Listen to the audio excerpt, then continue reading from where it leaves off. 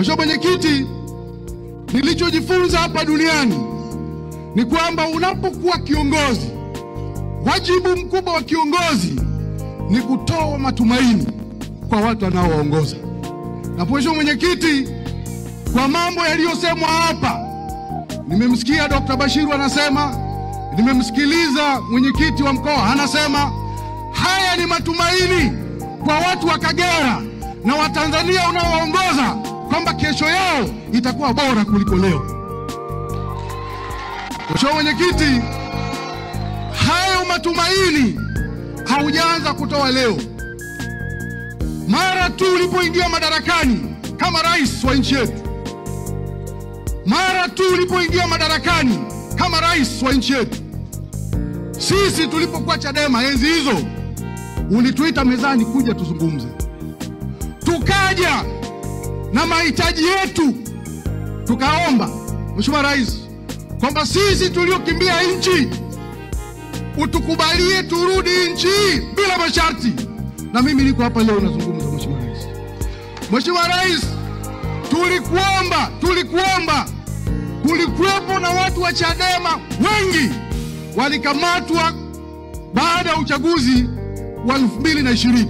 Mheshimiwa Rais, wote waliachiwa. Mheshimiwa Mwenyekiti, tulikuomba mikutano ya hadhara ifunguliwe. Mheshimiwa Rais, uliruhusu mikutano ya hadhara ikafunguliwa, bahati mbaya tukaanza kukutukana huku umeturuhusu tufanye mikutano.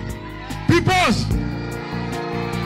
Mheshimiwa Rais, Mheshimiwa Mwenyekiti, na mgombe wetu wa CCM, au kuishia hapo, uliunda kitu kinaitwa task force mwaka 2024. Mheshimiwa Mwenyekiti, ukaunda task force iliyoongozwa na Profesa Mkandala na Ahmad Rashid akawa makamu mwenyekiti. Ukatuomba, iliundwa na vyama vya siasa vyote Tanzania na watu mbalimbali. Ukatuomba tulete mapendekezo ya nini tunataka yarekebishwe hata kwenye sheria ya uchaguzi katika nchi yetu. Mheshimiwa Rais, sisi huko Chadema kama tunavyojua kususia na kununa, sisi hatukuja, lakini tulileta mapendekezo. Hayo mapendekezo tulioleta, moja ya mapendekezo tulioleta Mheshimiwa Rais, tulikuwa tunaomba marekebisho kwenye ibara ya 7(1) ya sheria ya uchaguzi. Na moja ya vitu tulikuwa tunaomba ni kwamba maded wakurugenzi nchi nzima wasiruhusiwe kusimamia uchaguzi.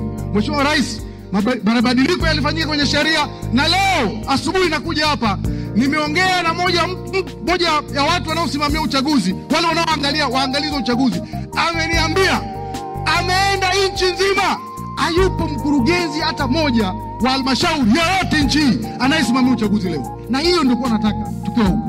Mheshimiwa Rais, tuliomba tukiwa huko, yalikuwa ni mapendekezo tumepeleka kwenye ile task force kwamba hakuna mtu kupita bila kupingwa. Sheria ilibadilishwa. Leo hata kama kuna mtu anamgombea lazima apigiwe kura ndio na nini na hapana. Tuliomba namna gani wapatikane wale viongozi wa Tume ya Taifa ya Uchaguzi. Sheria ile irekebishwa kwamba sasa kuna kamati ya usaili inayomshauri rais, watu independent kabisa. Lakini pamoja na haya, ndio nataka Watanzania mjue ukweli huu, pamoja na haya sisi tulikataa kushiriki uchaguzi kwa hiari yetu, kwa uoga wetu, kwa kuogopa ushindani, tukaweka mpira kwa pani, tukakimbia. CCM hoye! Mheshimiwa Mwenyekiti, naomba niseme Biblia inavyosema. Mheshimiwa Mwenyekiti, CCM hoye! Mheshimiwa Mwenyekiti, ukisoma Biblia, Mungu hafanyi kazi na watu waoga wanaogopa ushindani. Na ndio maana Mungu alimwambia Joshua kwenye kitabu cha Joshua 2 kwamba uwe hodari na shujaa, na anamkumbusha tena kuwa hodari na shujaa. Sasa watu waoga wanaokimbia ni hodari na shujaa? Mheshimiwa Mwenyekiti, ni hatari sana duniani hapa kuongozwa na kiongozi anayesema yeye yuko tayari kufa. Hivi Musa angekufa katikati ya bahari ile ya Shamu, wale wana Israeli wote wangesombwa na maji. Sasa sasa huko nilikotoka, kiongozi anasimama na kuambia mimi niko tayari kufa.